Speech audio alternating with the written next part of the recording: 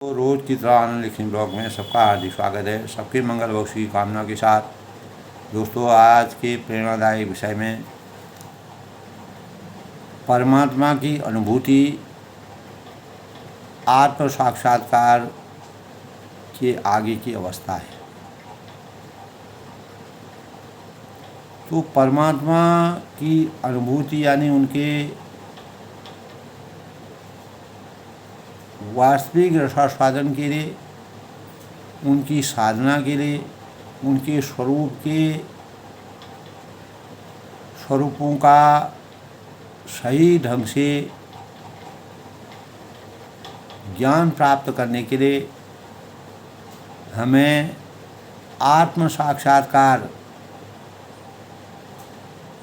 के जो आगे की अवस्था है, आगे का जो रास्ता है, जो मार्ग है, जो दिव्य स्वरूप है, तो परमात्मा की अनुभूति में हमको आत्म साक्षात जब हम अपना करने लगते हैं, परमात्मा को प्राप्त करने के लिए हम अपना आत्म निरीक्षण करते हैं, आत्म साक्षात्कार करते हैं, तो वह हमारे आगे के रास्ते का पथ प्रदर्शक बनता है और वही हमारे आगे की अवस्था है।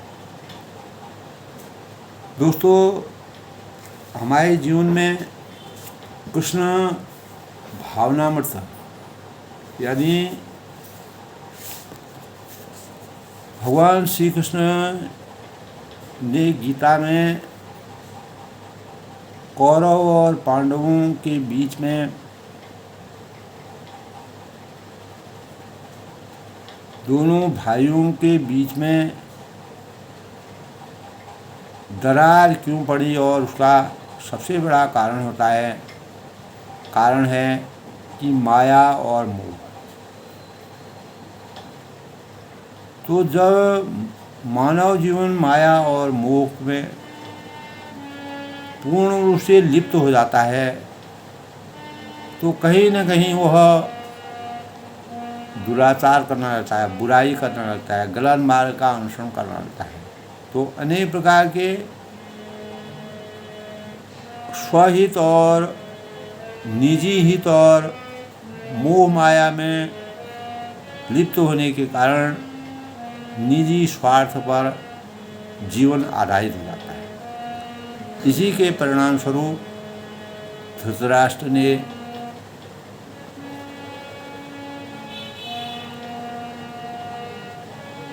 अपने मार्ग में एक प्रकार की जो दरार है उसकी रेखा को खींचा, तो जिसके परिणाम स्वरूप जो है भगवान श्री कृष्ण का अवतरण होना नितांत आवश्यक हो गया। क्योंकि अन्याय, अधर्म, अत्याचार, अधर्म की पराकाष्ठा से मानव जीवन को बचाने के लिए, तो जब अन्याय चरम सीमा पर पहुंच जाता है, यदा यदा ही धर्मस्य ग्लानिर्भवति भारत अभ्युत्थानम अधर्मस्य तदात्मनम सदान्यम्। तो तब गीता में कहा गया है कि दोस्तों, जब भगवान श्री कृष्ण को जब धर्म की हानि हो जाती है, माया रूपी भ्रम जाल ने जिस प्रकार से धृतराष्ट्र को अज्ञानी और निर्मोही बना दिया और न्याय से विरत कर दिया, अन्याय और अत्याचार के मार्ग में अपने जीवन को यापन करने के लिए उन्होंने पांडव और कौरवों के बीच में जिस प्रकार का युद्ध हुआ, उसी युद्ध के परिणाम स्वरूप नारी शक्ति की लाज को बचाने के लिए और मानव कल्याण को, मानव जीवन को हमेशा सृष्टि में हमेशा के लिए सृजित रखने के लिए, मानव जीवन के स्वरूप को की आधारशिला को, जब मानवता की रेखा, लक्ष्मण रेखा से कोई भी चीज़ बाहर चली जाती है, तो निश्चित ही दोस्तों ऐसे समय में परमात्मा का अवतार होना स्वाभाविक है। तो कलयुग में भी दोस्तों इस प्रकार के भावों का अनेक जगह इस प्रकार के प्रसंग मिलते हैं, जिसमें जब कलयुग में अनेक अन्याय, जब अधर्म, अन्याय, अनाचार, दुराचार जब चरम सीमा पर पहुंच जाएगा, तो कहीं न कहीं परमात्मा का अवतार किसी न किसी रूप में होगा, जिससे मानव चेतना और बुराई पर अच्छाई की विजय के स्वरूप के रूप में। तो यही दोस्तों कृष्ण भावनामृत आत्म साक्षात्कार के आगे की अवस्था है, और जिसको भक्त इस दृष्टि से भगवान कृष्ण में तदाकार जो हो जाता है कि भक्त के लिए कृष्ण सर्वस्व बन जाते हैं।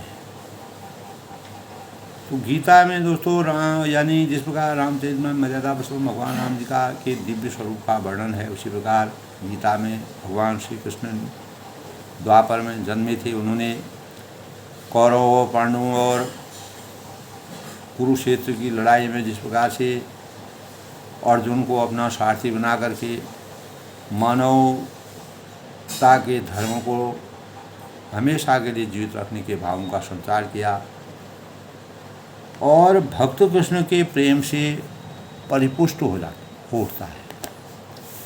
तो कृष्ण भक्ति में दोस्तों इस प्रकार के भाव मिलते हैं, तब भगवान जो है आज के प्रेरणादायी विचारों में दोस्तों परमात्मा की अनुभूति आत्म साक्षात्कार के आगे की अवस्था है। तो तब भगवान तथा भक्त के मध्य अंतरंग संबंध बन जाता है, जिस प्रकार काकभूषण और रामचंद्र के बीच में अंतरंग संबंध बने थे।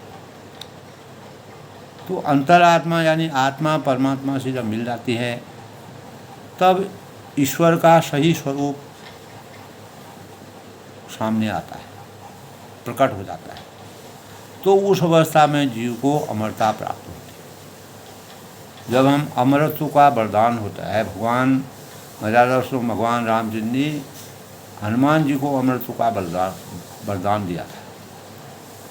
और हमारे शास्त्रों में दोस्तों इस प्रकार के अनेक प्रकरण हैं, प्रसंग हैं, जिसमें हनुमान जी को इस सृष्टि में जब तक सृष्टि रहेगी तब तक वो अमर रहेंगे, किसी न किसी रूप में। वह इस कलयुग में भी उनका अवतार हमेशा के लिए रहेगा। तो तब भगवान भक्त की दृष्टि से कभी ओझल नहीं होते, और कृष्ण में यानी जो कृष्ण में विलीन हो जाते हैं, लीन हो जाते हैं, तल्लीन हो जाते हैं, आध्यात्मिक विलय इसी को कहते हैं। यानी हम आध्यात्मिक स्वरूप से भगवान के शरण में अपने पूरे जो हमारा भौतिक शरीर है, अपनी आत्मा को भगवान में निहित कर देते हैं। भक्त ऐसा खतरा मोल, तो आध्यात्मिक विलय है। भक्त ऐसा खतरा मोल नहीं लेता। ब्रह्म संहिता में एक जगह कहा गया है दोस्तों, ब्रह्म संहिता में, कि प्रेमांजन अच्छुरितः भक्ति विलोचनेन। प्रेमांजन अच्छुरितः भक्ति विलोचनेन संतः सदैव हृदयेषु विलोकयन्ति यं श्याम सुंदरम चिंतय गुण स्वरूपम गोविंदम आदिपुरुषं तमहं भजामि। प्रेमांजन अच्छुरित भक्ति विलोचनेन संतः सदैव हृदयेषु विलोकयन्ति यं श्याम सुंदरम अर्चि गुण स्वरूप।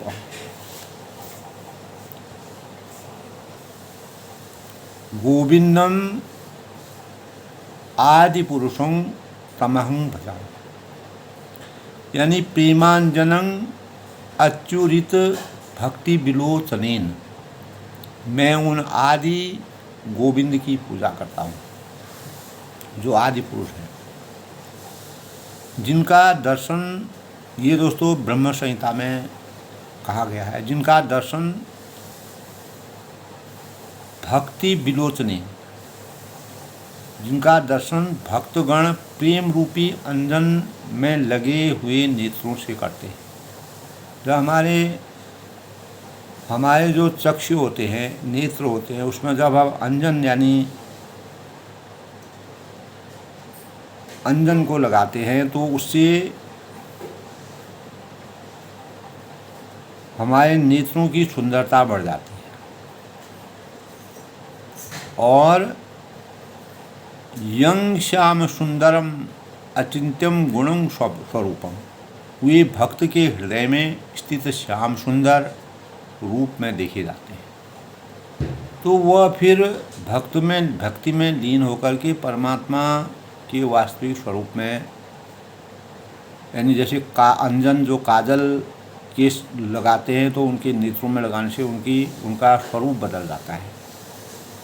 और इसी प्रकार भक्त के हृदय में स्थित श्याम सुंदर, जिस प्रकार वह आँखों की छवि हो जाती है, उस प्रकार जो सही परमात्मा की भक्ति में जो हृदय से तल्लीन हो जाता है तो वह श्याम सुंदर रूप में ही देखा जाता है। जिसने कृष्ण के लिए, भगवान कृष्ण के लिए ऐसा प्रेम उत्पन्न कर लिया, परमात्मा के लिए इस प्रकार के भावों का संचार कर लिया, वह श्याम सुंदर और कर्ता को सदैव अपने हृदय में भीतर से देखता है। तो मानव एक कर्ता के रूप में जन्म लेता है। तो इस अवस्था में भगवान कृष्ण कभी न कभी तो भक्त की दृष्टि से ओझल होते हैं, न ही भक्त भगवान की दृष्टि, यानी कोई एक दूसरे से ओझल नहीं हो सकता, न भक्त न भगवान। यानी हमेशा जीवन पर्यंत वह एक दूसरे के नज़दीक रहते हैं। अगर वह कहीं दूर भी रहते हैं तो उनको वह उनके नज़दीक ही दिखते हैं।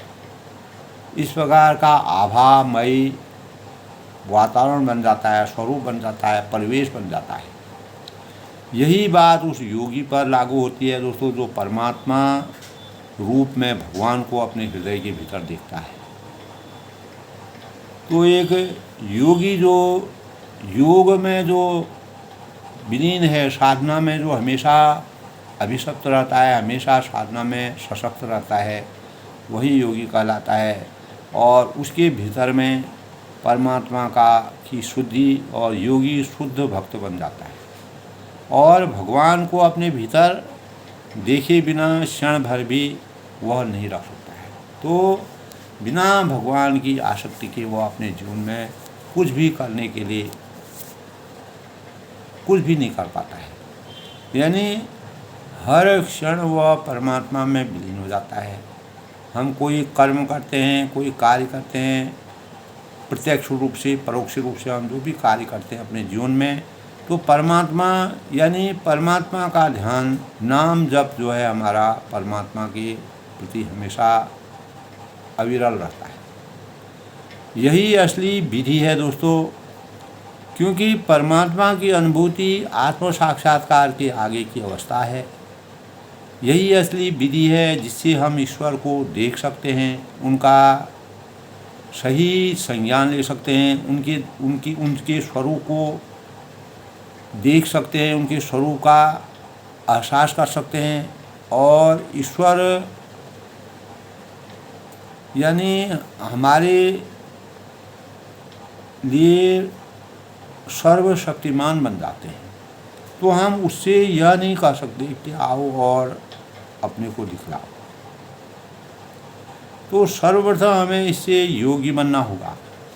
परमात्मा से हम जब कोई हठ करते हैं तो उस हठ के जैसे भगवान श्री कृष्ण जो है बचपन में अपने बाँसुरी वन में हठ करते थे, अपनी माँ से कि मेरे लिए चंदा माँ ले आओ।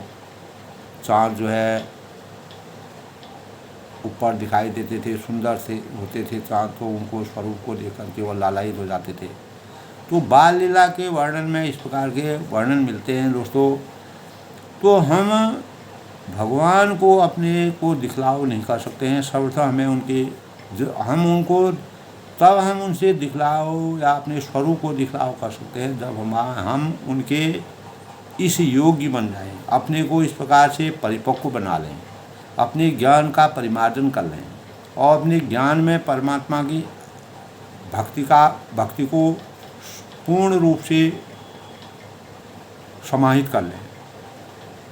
तब हम किसी भी क्षण दोस्तों और कहीं भी ईश्वर को देख सकते हैं।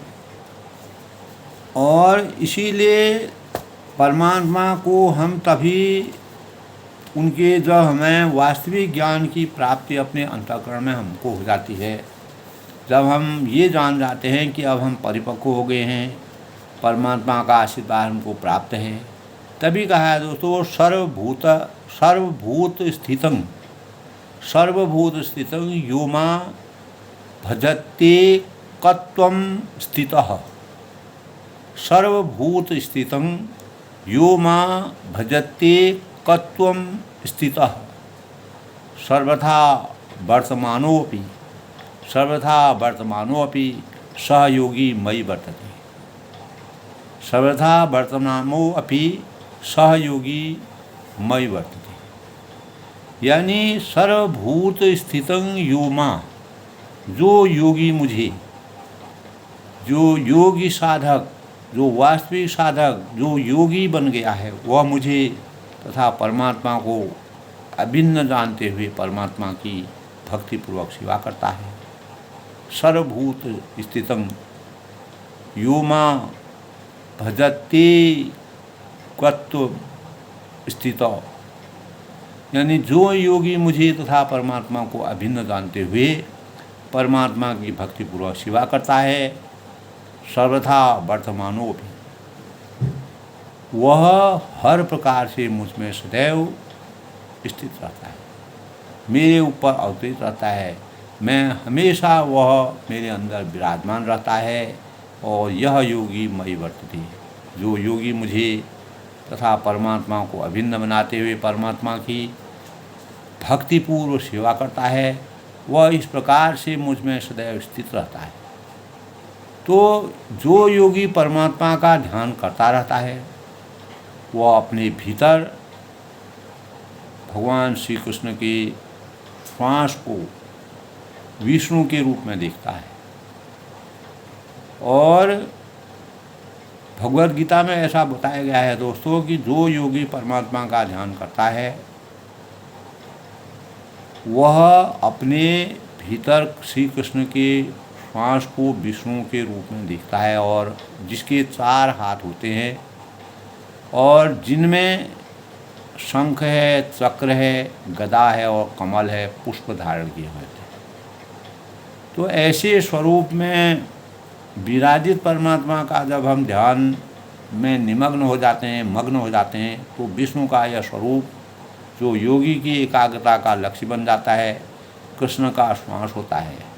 जैसा कि ब्रह्म संहिता में एक जगह यह भी कहा गया है दोस्तों, यसेक विश्व स्थित काल मथावलंब्य जीवंती लोम बिलजा जगदंड नाथा। विष्णु महानो सह इव यस्य कला विशेषो। विष्णु महानो सह इव यस्य कला विशेषो गोविंदम आदिपुरुषं तमहं भजामि। यानी यस्यैक निःश्वसितकाल मथावलंब्य जीवंती लोम विलजा जग दंड नाथा। विष्णु महान सह इह यस्य कलाविशेषो गोविंदम आदिपुरुषम तमहं भजामि। यानी ब्रह्मा तथा संसारी लोकों यस्य कनि विश्व स्थिता मथावलंबम। ब्रह्मा तथा संसारी लोकों के अन्य देवता महाविष्णु के रोम केशों से उत्पन्न होते हैं और एक प्रलय की अवधि तक जीवित रह जाते हैं। यानी जब तक इस सृष्टि का निर्माण होता है दोस्तों, कभी न कभी प्रलय होता है। तो मैं उन आदि गोविंद की पूजा करता हूँ जो यदा यदा ही धर्मस्य ग्लानिर्भरति भारत अभ्युत्थानम अधर्मस्य तदात्मानं सृजामि। क्योंकि महाविष्णु अनेक श्वास के एक अंश हैं। ये दोस्तों हमारे ब्रह्म संहिता में कहा गया है। और गोविंद आदि पुरुषों तमहं भजामि, यानी यह वाक्य सबसे बड़ा महत्वपूर्ण है दोस्तों। इसमें आदि का अर्थ है मूल तथा पुरुषों का अर्थ है आदि नर, और आदि भोक्ता के रूप में भगवान है। और यह गोविंद कौन है? इसका श्वास महाविष्णु है। और महाविष्णु का कार्य, महाविष्णु नया कार्य है। तो प्रत्येक ब्रह्मांड में एक मूल आदि जीव होता है जो ब्रह्मा कहलाता है। ब्रह्मा का जीवन आयु ही ब्रह्मांड का जीवन है, और यह जीवन महाविष्णु के एक श्वास काल तक विद्यमान रहता है। और महाविष्णु कारणा वर्ण में शयन करते हैं, और जब वे श्वास निकालते हैं तो करोड़ों ब्रह्मांड उनके शरीर से बलबुलों के रूप में निकलकर वृद्धि करते हैं, उनको और सृजन करते हैं। जब महाविष्णु श्वास खींचते हैं तो ये करोड़ों ब्रह्मांड उनके भीतर चले जाते हैं, और यही प्रलय या संहार की क्रिया कहलाती है। और सार रूप में इन भौतिक ब्रह्मांडों की यही स्थिति है दोस्तों। वे महाविष्णु के शरीर के बाहर आते हैं और पुनः भीतर चले जाते हैं। तो भगवद गीता के 9वें अध्याय में दोस्तों यह भी इंगित है कि भौतिक ब्रह्मांड एक विशेष अवधि में प्रकट होते हैं और फिर विनिष्ट हो जाते हैं। तो सर्वभूतानि कौन्तेय प्रकृति यान्ति मामिकाम कल्पक्षये पुनर्स्थानि कल्पादो विसृज आम्यहम। यानी तब वह कहते हैं कि हे कुंती पुत्र, यानी अर्जुन, कल्प के अंत होने पर सारे प्राणी मेरी प्रकृति में प्रवेश करते हैं। जब कल्प समाप्त हो जाता है तो अर्जुन को भगवान श्री कृष्ण कहते हैं कि सारे प्राणी मेरी प्रकृति में प्रवेश करते हैं, और अन्य कल्प प्रारंभ होने पर मैं उन्हें अपनी शक्ति से पुनः उत्पन्न करता हूँ। तो इस भौतिक विराट संसार में, विराट जगत में, विराट सृष्टि का सृजन, पालन और संहार पूर्णतया भगवान की परम इच्छा पर निर्भर है। तो इसी प्रकार कल्पक्षये का अर्थ है ब्रह्मा की मृत्यु होने पर ब्रह्मा 100 वर्षों तक जीवित रहते हैं, और उनका एक दिन हमारे यानी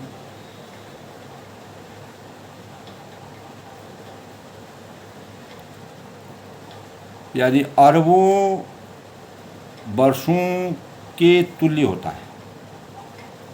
तो उनकी रात भी इतने ही वर्षों की होती है। तो उनके एक महीने में ऐसे 30 दिन तथा 30 रातें होती हैं, और उनके एक वर्ष में ऐसे 12 महीने होते हैं जो ऐसे 100 वर्षों के बाद जब ब्रह्मा की मृत्यु होती है तो प्रलय हो जाता है, जिसका अर्थ होता है कि भगवान द्वारा प्रकट शक्ति पुनः सिमट कर उन्हीं में चली जाती है। अर्थात महाविष्णु श्वास खींचते हैं। पुनः जब विराट जगत को प्रकट करने की आवश्यकता होती है तो उनकी इच्छा से सृष्टि उत्पन्न होती है। और यद्यपि परमात्मा कहते हैं कि मैं अकेला हूँ किंतु मैं अनेक हो जाऊँगा, जिस बात मर्यादा पुरुषोत्तम भगवान राम जी के अंदर काकभूषण जी ने अनेकानेक ब्रह्मांडों की संरचना को देखा तो वह वेद वचन है। तो वे इस भौतिक शक्ति में अपना विस्तार करते हैं और सारा विराट जगत पुनः उत्पन्न हो जाता है। तो ये संसार के अंत का प्रसंग है, ये कभी भी समाप्त नहीं होता है। परमात्मा मानव सृष्टि को हमेशा के लिए जागृत रखने के लिए अवतरण करते हैं और समय आने पर जब उनका अवतरण होता है तो जो सही मार्ग पर चलने वाले लोग होते हैं उनका सृजन करते हैं, जो अन्याय अधर्म अनीति पर चलते हैं उनको समाप्त करते हैं।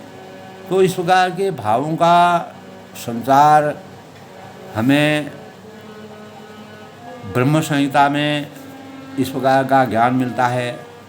तो इसीलिए कहा गया है दोस्तों, आज के प्रेरणादायक विषय में परमात्मा की शक्ति के ऊपर और हमें अपनी सृष्टि के बारे में वास्तविक जो हमारे संस्कार हैं, जो हमारे पुराने साहित्य हैं, उनके बारे में जो अपार ज्ञान के भावों का संचार छुपा हुआ है, उन भावों का भी हमें कुछ ज्ञान होना चाहिए ताकि हम इस सृष्टि के संचार की में किस प्रकार के भावों का सृजन हुआ। इसीलिए परमात्मा की अनुभूति में आत्म साक्षात्कार के आगे की अवस्था जो है हमको कैसे पता चलती है, उसका समूल वर्णन इसमें किया गया है। आज के प्रसंग में दोस्तों सबके मंगल भविष्य की कामना के साथ प्रेरणादायक विचारों में हमें परमात्मा की अनुभूति तभी प्राप्त हो सकती है जब हम अपना आत्म साक्षात्कार करें, अपना निरीक्षण करें। यानी बुरा जो देखने में चला बुरा न मिले कोई, जो दिल खोजूँ अपना मुझसा बुरा न हो। तो अपना निरीक्षण अगर हम स्वयं कर लेंगे तो हमें कहीं भी बुराई हमें नहीं दिखाई देगी। तो परमात्मा की आसक्ति में भी दोस्तों यही चीज़ है, जब हमको परमात्मा का सही ज्ञान हो जाता है, हम भक्ति में लीन हो जाते हैं, परमात्मा में रत होता है, तो उनके स्वरूप का विराट स्वरूप है, उस स्वरूप का वर्णन हम अपने शब्दों से नहीं कर सकते हैं। केवल हमें अपने जीवन के लिए आत्म साक्षात्कार को उसके जगाने के बाद आगे की अवस्था के बारे में ज्ञान होना चाहिए और इस सृष्टि की संरचना किस प्रकार हुई उसका सभी के अंतःकरण में कुछ न कुछ मनन करना चाहिए, जिससे हम अपने अंतःकरण में सुंदर विचारों का समावेश करें और सद ज्ञान जाएं, सही मार्ग का अनुसरण करें और परमात्मा की आसक्ति को जान पाएं। सब लोग सुखी रहे। अपनी वाणी को विराम देते हुए सबके मंगल भविष्य की कामना करता हूँ।